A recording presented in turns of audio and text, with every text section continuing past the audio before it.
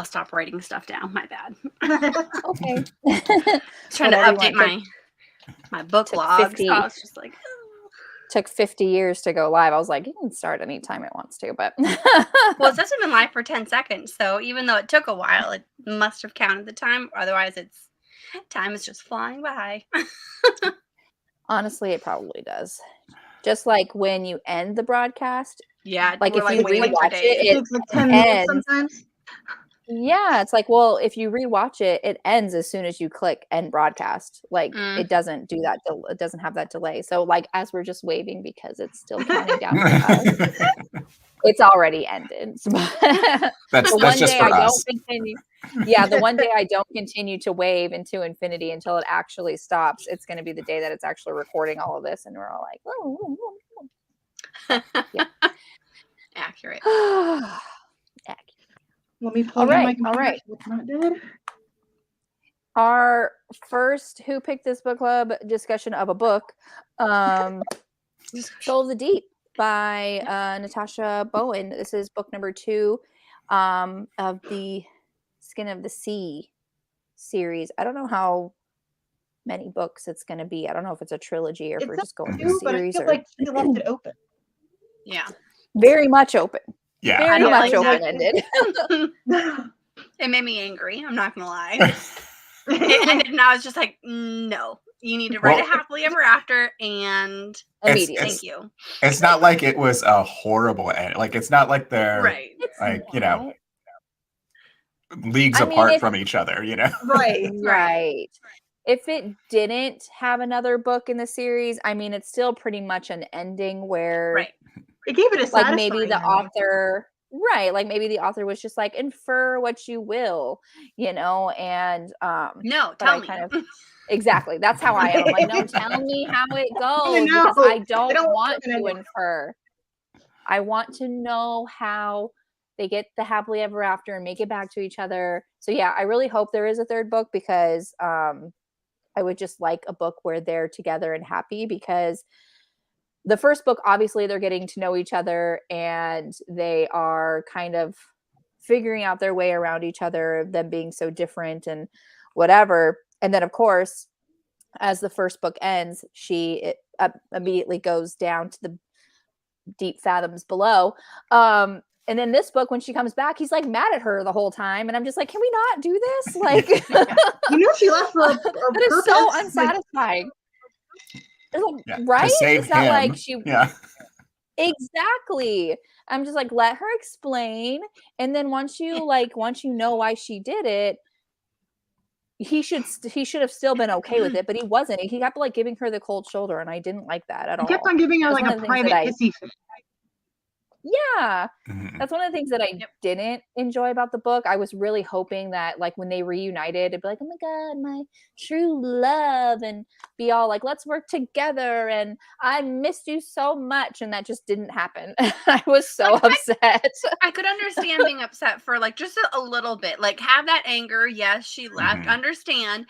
But move past that. You guys had such a strong connection in the first book, and I feel like this one just was just like, okay, well, I'm going to stay mad at you, like you were saying, 95% of the book, and I think part of it was for him where like he knew she was probably going to end up leaving him again, so he didn't want to get attached. So it was like a defense mechanism. I'll try to give him that, but at the same time, I'm like, no, you need to fight, and then make her yours, and then just make sure she never goes back. There, you're fine.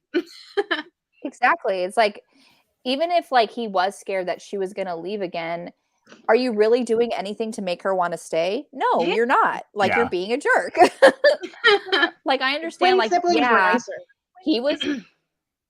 Yes, like they were so excited that she was back. Like, oh it was like so good to see you. And they were great. And like I understand. Like Jen said, I understand like the anger because she did leave without telling him anything. Like she literally just disappeared. I get that. But as soon as she explained, he should have understood. Be like, I'm mad at you, but you did it for reasons, and let's continue where we left off, or let's try to move past this. Or let's celebrate that we're seeing each other again, and let's make use of the time, right? Yeah. Right. That's what I would go with, but Exactly.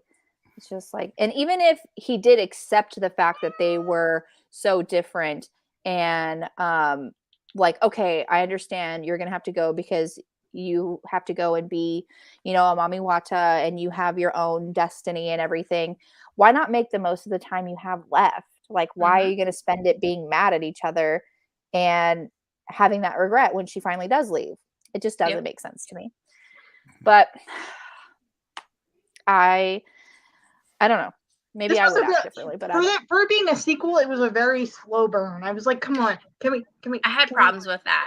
Like, and maybe it's because yeah, I feel like I had a lot going on. So for me, like, this wasn't my favorite. I'll be honest with you. I was heavily debating between a 3 and a 4, but I felt like my own mental state is what was causing me not to like it.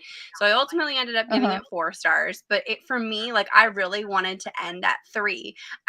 It took so long to get places. And I remember this from the first book as well, where it did take time to get places.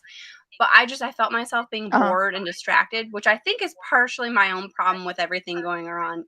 I have family here visiting, so it's just like I was trying to rush read it, and that was a me problem. So that's why I put in my review, like, this is a me problem. I'm sure it's a lovely book. I'm sure all of you guys are going to be like, 5 stars. It's so wonderful. Jen, you're terrible. I'm going to mute you. But I was You're kicked out of the live. Hey, if it makes you feel better, this is a front runner for best cinematography already. Like, the cover is stunning. I can't fault it for that. Beautiful. And I love the narrator and I love the descriptions, but like that can only get you so far before I'm just like, okay, something needs to happen. I'm very like, let's go. I'd like to move on. Let's get some action. And I think I was talking with Alicia, texting you, and you were even saying, like, the first book too, it took like a good 25-30% before things started happening. And it just, that for me, like, this wasn't the right read for me at this moment, because I needed something a little bit more fast paced or more action based. So yeah, that I had some problems with it. I agree with you, because the first book, I gave the first book 5 stars. This book, I was struggling with, like, exactly like you said, Jen. I'm like teetering at 3.5, just because for it being such a short book, it felt overly long. Yes. And okay, it's not just me. That makes me feel better. No, I was just like, okay, 300, what is it? 300 and some pages, not very long at all. It's not even that long. It took me forever. Yeah, the audiobook wasn't even that long, but it's just like I couldn't make it faster than, I think I actually had to dock it down to 1.5, because the names were just so, I mean, the narrator did a great job, and this is why I'm giving her full props for everything. But like, if I didn't have it at 1.5, I would never have known who the heck was like talking, or it just, I don't know. My brain just it couldn't keep up with it, or it wanted it to go faster. The narrator also speaks very fast. She does. I noticed, like, some narrators, they purposely slow down how they narrate too, and then that's usually like the one-time speed, and then you speed it up and it's like, oh, they're talking like we're talking now, just like a normal conversation. I feel like she starts at normal conversation speed, and then just like, so if you go up to 2 or 2.5, it's like especially with some of like the language, and when she starts speaking the other language, and when she starts getting in with the names and everything of the Orisha and everything, it's really like you can get lost, and you're like, okay, who is that? And I think like there was multiple characters whose names sounded similar. Very similar. So at one point I was like, how is this 2 different people? Yeah. And I'm like, wait, this is 2 different people. Okay. I also feel like, and I brought this up to Jen, I think yesterday, like, I feel like I should have reread the first one. Yeah. It's been too long for me to. I remember like the plot points, but like the names and the mythology and things like that, because this is the only African mythology book that I've read, like this series. So I feel like it's just been too long for me, and it took me a little bit to get back into the groove of it, because it's been exactly a year since I read the first one. Yeah, I was worried about not rereading the first one, but I feel like it wasn't like missing anything huge. Like most of it came back. Yeah, same. Yeah. And it helps that we talked a little bit about it for our Bookish Academy Awards, because I kind of refreshed a little bit for plot twist moments in the first book. I'm like, oh yeah, okay, I remember this. But then also as this book was progressing, I was just like, okay, yeah, I do remember that. Okay, yeah, that happened. Yes, I remembered. So but yeah, I do prefer the first book. The first book was immaculate. I wouldn't like change literally anything of the first book. I really loved amazing. I loved like diving in the world. I loved getting to know everybody. All the characters were just fantastic. The story, what was happening, just the writing in general, it was like if I had to like a perfect book, like had everything, I'd be like, oh yeah, Skin of the Sea for sure. That's why I think this book kind of fell so flat for me, because I was like, am I reading a different book? Like, am I reading a different series? But yeah, so it was kind of like I was kind of like taken out of it for a second. I mean, I enjoyed being back in the world, but I was just like, oh, it was very different. Yeah. I like this one just as much as the first one, so I'll be the odd man out. Okay. Yeah, I thought it was paced fine too. Like, I was engaged the whole way through. But I started it pretty early though, so I did like 2 hours a couple weeks ago, and then like another 2 like closer to, and then like the last 2 within the last 2 days. So maybe that's what it was. Yeah, maybe not being rushed definitely helped. Like it was very beautiful, but yeah, like honestly, Nicole, when you picked this for the plot twist, I was like, there was a plot twist at the end of that last book. Like I couldn't remember anything about it. I remembered her for some reason. I remember a scene where she's in like this like pool of water and they're walking through, I think it's the forest or the jungle, and then she just turns into a mermaid, and I think like something comes out of it. But yeah, like it starts and she's chained at the bottom of the sea. I was like, why? I don't remember this. And then they started saying like, oh yeah, it was this god that was causing mischief and she was making this deal with like the devil. And I'm like, that happened in the last book? Like I do not remember this at all. But I also have the memory of a goldfish, so that's on me. Not the book. That's 100% me. Well, that's a great tip. Like just read the end of the first one if you don't want to, if you can't read like the entire book. Oh, it didn't help. Dang. That's unfortunate. One of my cats wants to say hello to everybody. Come here, Pat. Cat cameo. Aww. She's her little mama's girl. Hi, sweetie. Is she the one making noise over there? Yeah, she was. She plays with the little wind chime. She was trying to like jump on the laptop. I was about ready to tell you guys, like, hey, if at any point I just disappear for a minute, it's because she closed the laptop real fast. She shut it. It's not me doing that. That's her. That's so funny.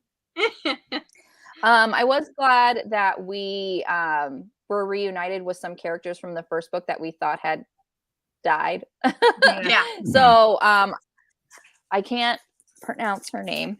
I could pronounce her name. Werewolf. Or whatever. Hyena. Yeah, the hyena. Yeah. Yes. Her. Yes. I can't think of her name. Yes. She's fun. It's like Ina or like, Inca or something. Ina sounds right. And they're all spelled so similarly that I had to like write them down for myself. I was like, oh, that's smart.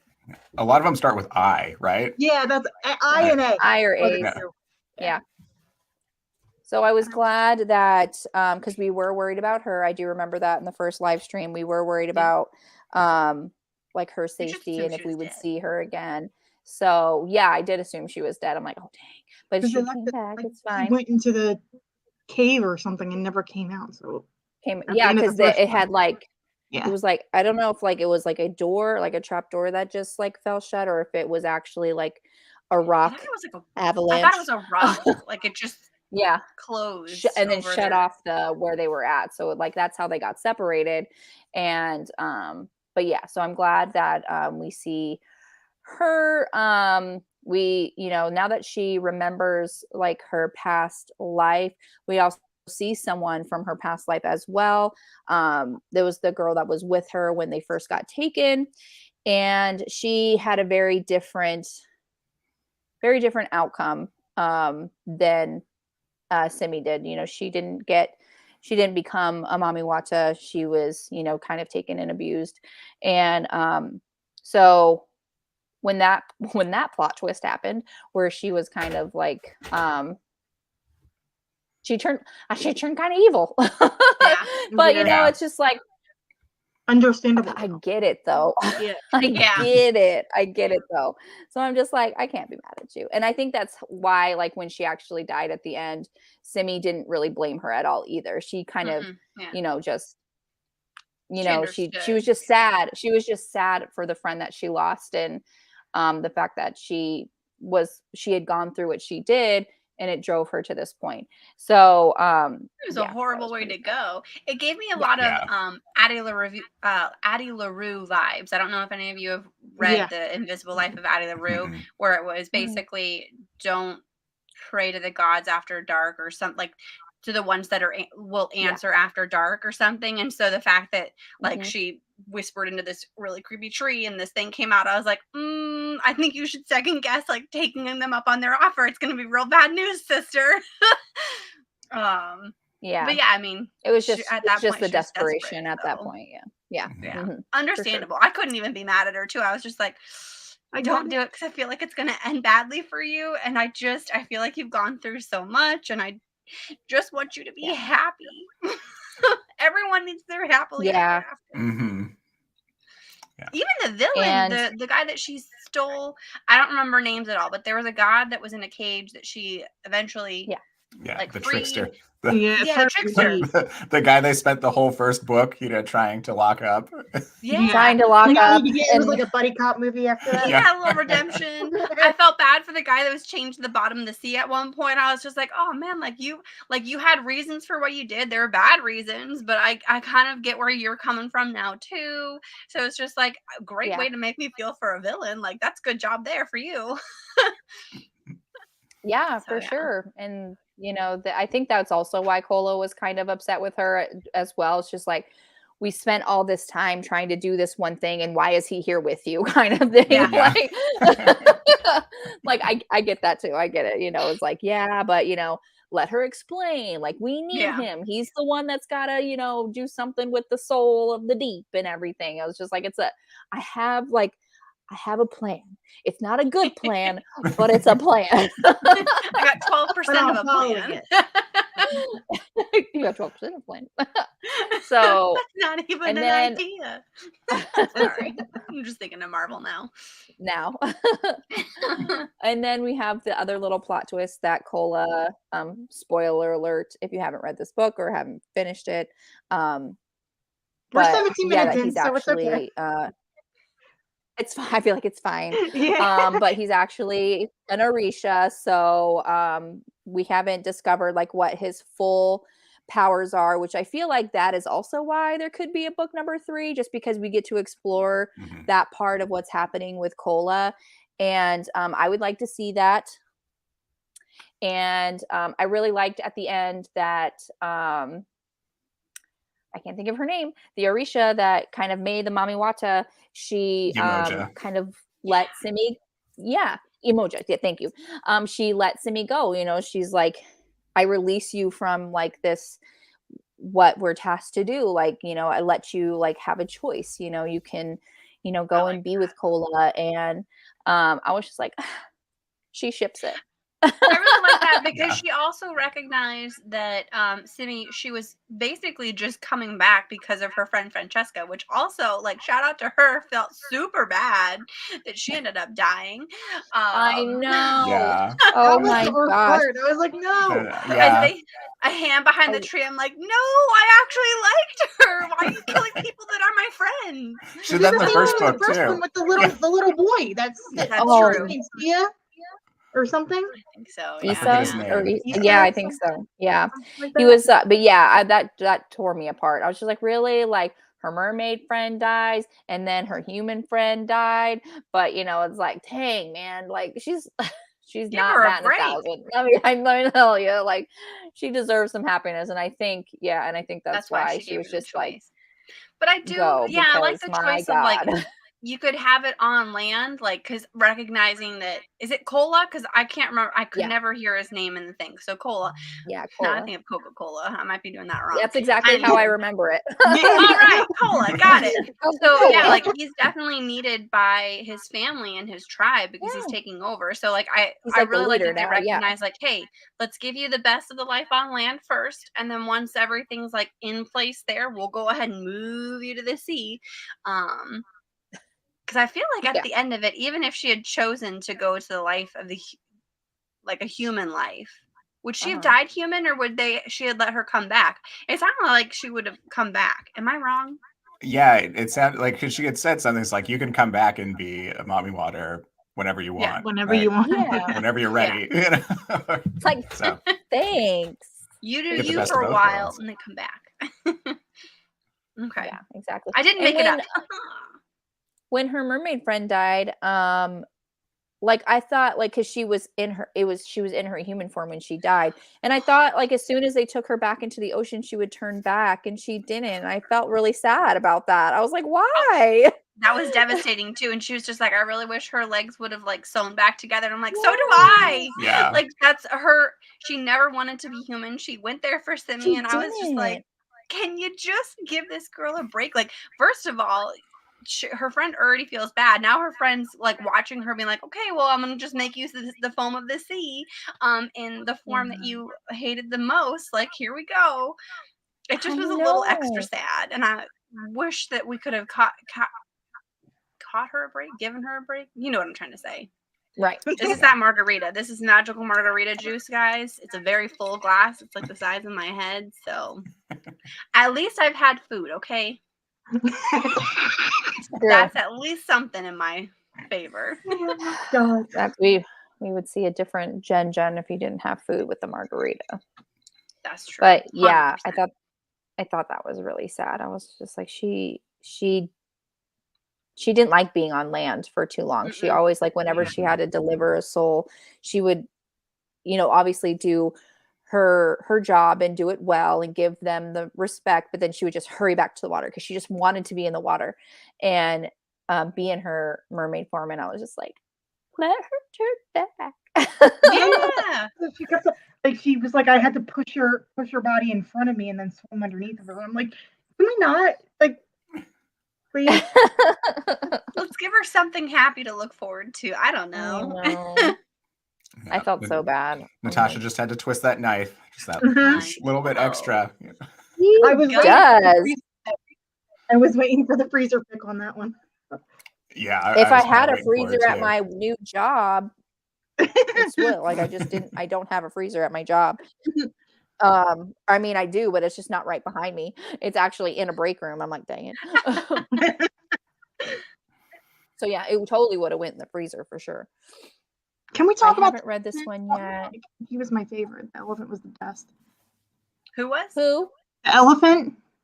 I was like, like, I'm a sucker for elephants, so I was like, the little elephant friend. I was like, oh, I can't. Yeah, he had a really great personality. Yeah. I haven't read this one yet, so I'll be stopping by to say, hey, Mina, and hit that like button. You're so sweet. Thank you so much.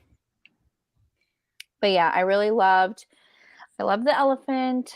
I loved the twins. I loved Cola's. They were so fun. And how the little one had the lisp because his tooth was missing or something. Yes. Like, oh my god, that's so cute. That was great in the audiobook too, how she did that. I was just like, I wonder how it's written, but it's probably written perfectly, just saying that there's a lisp, but she did it the whole way through. I'm like, props to you, my friend. It wasn't even a lisp mentioned. There was a lisp mentioned once. And then, but I was waiting for it to be spelled out like incorrectly to catch the lisp. And it wasn't spelled out incorrectly. I was like, huh, okay. Yeah. But the narrator, like, she gave it her all. I mean, the narrator of this series is fantastic. She's an amazing actress as well. She was on American Gods, and I loved that show. Mm-hmm. You told me that. I knew this. I did, like, in the first live stream, you told me that she was an actress, and I had no idea. I was like, oh my gosh. Yeah. But yeah. She, have you read American Gods? I have not. Okay. She plays Bilquis, if you ever do read it. you'll know who the character is. Nicole has a difficult relationship with Neil Gaiman. I love Very Neil. difficult. Very difficult. American God is one of my favorites. It was like one of our Neil Gaiman and Terry Pratchett was at our first Terry Pratchett, no. I'm just like, oh, this is supposed to be the funniest book ever, and this is garbage. You should try one of his shorter ones, like Ocean at the End of the Lane or something. They're like less than 4 hours. I did read Ocean at the End of the Lane. I did enjoy Ocean at the End of the Lane. That's my favorite. Yeah, that's your favorite? Mm-hmm. From him so yeah. far. I did enjoy that one. I also enjoyed Graveyard Book. I enjoyed that one. Oh my God, it's so good. Yeah. And I love that he narrates his own stuff. Like he's a great I don't think I've listened to, but that's awesome. I like when authors do that. If you want to listen to his best, he does multiple voices for Norse mythology. It's a short story collection that he did. Mm-hmm. And he has the craziest voices for just everybody. Thor, he makes him sound like a dumb dude bro. It's hysterical. It makes me laugh. Accurate. It's so great. That's so funny. I didn't make discussion post-it notes. That's okay. You're 8 months pregnant. It was hard to do. The first 4 or 5 chapters, I didn't put anything, and then everything towards the end, I was like, okay. Yeah. So if you go ahead, sorry. Go ahead. No, I was just gonna say, if anybody has anything they want to add, I've done from my memory, and now I am empty. I like that how the ending, I think it was the ending paragraph where she was like, I have to do this for me, and I'll find you when I'm done. I was like, yeah, thank you. It's not like I'm just doing it because I want to be with the guy. That's nice and everything, but I did kind of want her to be with him. Yeah. I was really hoping for an epilogue. She was like, my parents think I'm dead, so I want to see my parents. I was like, okay. I wanted an epilogue though, where she 20 years later, hey, I figured out everything I needed to do. Let's be together in the sea, and I would be like, yeah, let's do it. Let's be sea buddies together forever. After 20 years. 20 years, they should be getting grandbabies and stuff. I know, right? 20 years. You think Cola is waiting for her? She's like, I got a wife, bitch. I wanted the meeting with the parents on page. I wanted the parents seeing her. I forget how from the first one how long it says she's been dead. Oh yeah. In the human realm. But I wanted the parents to see her in that part, because that would just have been sweet. And that'll be book 3. I'm gonna be honest with you. Maybe if you guys make book 3 a pick, I'd read it. But if we didn't, I don't think I would continue with the series. That's where I'm at with this one, where I'm just it was too slow. And maybe if I started sooner, but I feel with the first book, I had started it fairly early on. And I wasn't rushed, and I still had the same it's a slow burn feel. I got halfway through it and I'm like, this is what I didn't like about the first book, is it just took forever to get places, and then it was a bunch of action, but I was already bored at that point, so I was missing points that were probably really important. But that's a me problem. So sure, yeah, that's okay, Jen. I know. I'll stick everyone has Scalco. You guys can judge me for it. It's okay. Everyone has their faults. Everyone's entitled to their wrong opinion. It's fine. But I definitely if she does write another series or a different book, I definitely want to. I love her writing. I would pick up anything else she writes. I love her writing. Absolutely. I'd be very curious to read something else. I'm in the same boat. Yeah. I feel she's really great at writing chemistries, but not necessarily this book chemistry, first book chemistry between Simi and Cola. And I would love to see, I would love to see her maybe write a fantasy romance, or just a contemporary romance or something. I was just I would love to see that from you. Or a time period, a period drama romance or something with just hand holding or something. Just hand holding. Or with you're just oh my God, totally fine. Yep, full on sex. Yes. You can't go full on sex with my egg. Shrug. Oh. It took me several weeks too, but that was kind of on purpose, though. You know, sometimes that just happens. You know, it just. That's a lot of the books. That's why I'm in the middle of 4 books at the moment. I just feel like I'm enjoying all of them. It's just like I'm like I need to finish something or I'm gonna go nuts. I think my other problem too is I started the 3rd book in the Blood and Ash series, and that had a lot of action at the very beginning, and so I was just like, I need to know where things are going. I have so many questions. Like, is she gonna make it? Is she not gonna make it? So like, I was much more invested in that world, trying to figure out what was happening to Poppy. That when this one was just like, I'm gonna go ahead and bury this body in the ocean floor, I was like, that's beautifully written, but please let something happen. Like, can someone be in danger for a minute? Like, can someone kidnap for a hot second? I need a love scene. Like, come on. I did not get past the first book in that series. Okay, the first book in that series was rough to get through because I kept getting really rapey vibes. Or if I heard yes, 100%, you should get rapey. The thing that bothered me the most was the constant use of "oh my gods." Like enough. Like that was her that's not first word, and it was "oh my gods" every 2 pages. I was like, I can't. Okay, then don't continue the series because it's just gonna keep going. It doesn't stop. Someone bought me the second one, and I'm like, nope. It doesn't. I thought it might have had to do with the first book felt like very like triggery. I know I stopped at one point to Nicole and I like, should I continue? Like, what's happening? Like, spoil away for me here. And when you told me, I was just like, okay, but nothing actually happens on page. Like, it was still disturbing and I didn't like it, but I got it. It made me feel slightly better that it wasn't rape. Because that, again, we all know is a little triggery for Jen. I just didn't like her choice of like spelling. Like, if you look at Poppy, how it's spelled, like on the page, it's not Poppy. Like, that's not how. Just it drives me crazy. And then that the one character was named Tawny, and I was like, really? Tawny, yeah. Really? Like, no. Yeah, she was, you know, it definitely, like, she tried to put her fantasy spin on a lot of the names, but then also just used like American slang. Right. And I'm just like, wait, is it supposed to be in like, I don't even know what time period that book is supposed to be in, but she uses like stuff that's today. I'm like, if they're in like 14th century, they don't have lights. They're using candles. Like, but I think that's like just the liberty she took for the fantasy aspect, because it's not like, you know, like this is like 15th century mixed with fantasy. Right. Hers is supposed to be straight fantasy, you know. But I know, but it that stuff like that takes me out of the story sometimes, and I'm just like, wait, that doesn't make sense. Understood. I know I'm weird. I get it. I get it. Makes sense to me. I get it. I get it for sure. Yeah, I get it. Anything else? Anybody else wants to say about this book? Nothing else. What everyone rate it, or what everyone feel like they're gonna rate it right now. I'm between a 3.5 and a 4.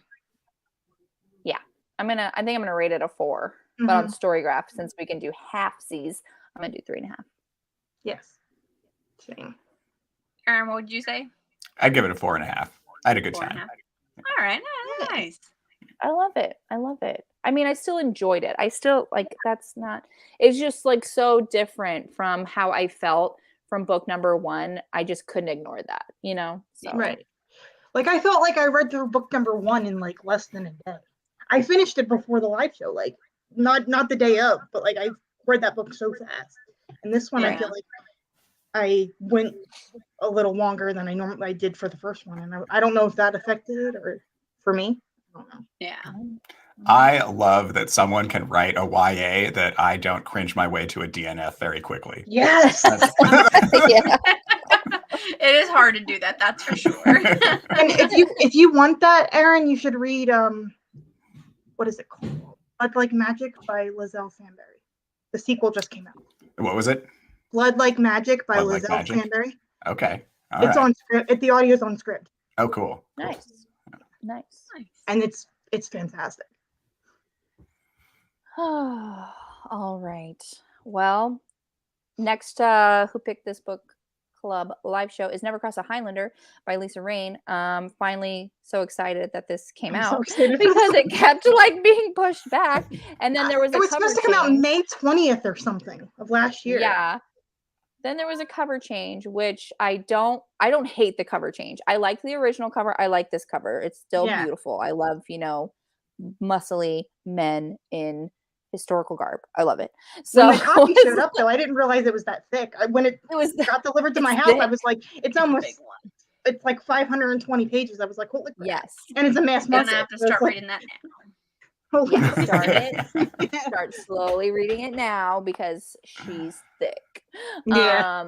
And she don't have an audiobook. She don't. Well, that's what the weird thing is I pre-ordered the audiobook because there wasn't a pre-order for the audiobook, and then it just disappeared. And they gave me back my credit. So I don't know what something happened with the audio or what. Yeah, the rights probably fell through, or they couldn't find a narrator, or a lot of things could have happened, but if you want to take a screenshot.